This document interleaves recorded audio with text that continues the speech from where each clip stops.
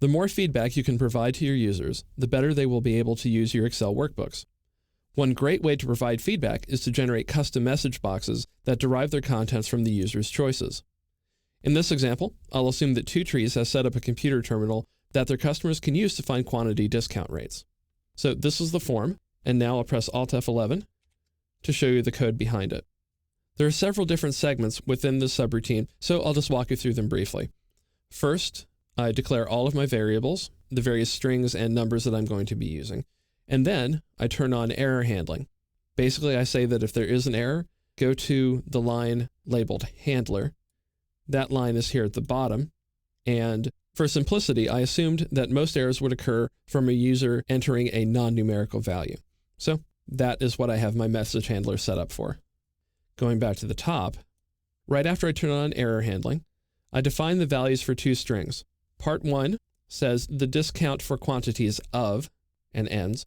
The second, string part 2, is boxes is, and notice that I have a space here after of, and a space before boxes and after is.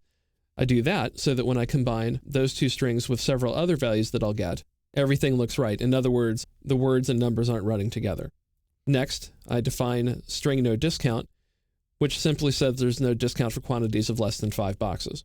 The next line gets the boxes value from range C5 in the worksheet.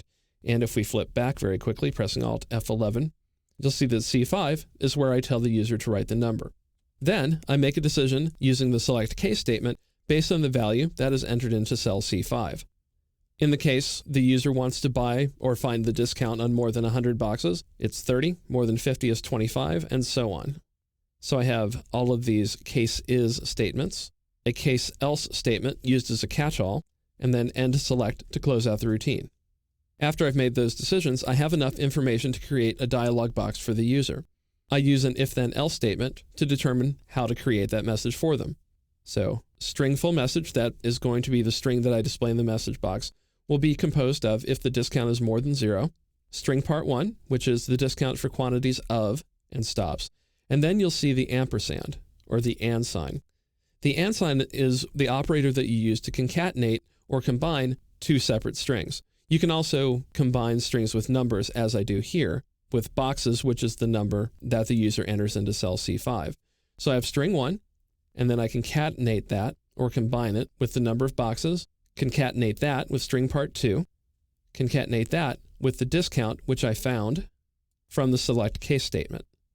And I end it with a percentage and a period. Now here I used variables for string part 1, the number of boxes, string part 2, and the discount. But at the end, I have what's called a literal string. And a literal string is simply a string that you place inside a pair of double quotation marks. So it's quotation mark, percentage sign, period, and the second double quote indicating the end of the literal string. If the discount is not greater than 0, in other words, is equal to 0, then the string message is that there is no discount. And that's what I read to you earlier. So let's go back into the worksheet and see how it works. Let's say that I want a discount for 45 cases.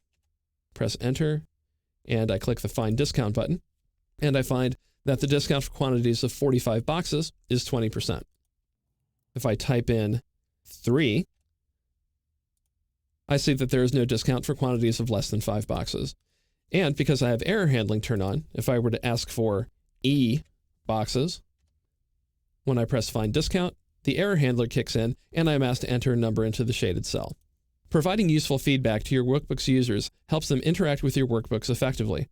The better they understand what they're supposed to do and what the result of their work was, the fewer technical support questions you'll have to answer.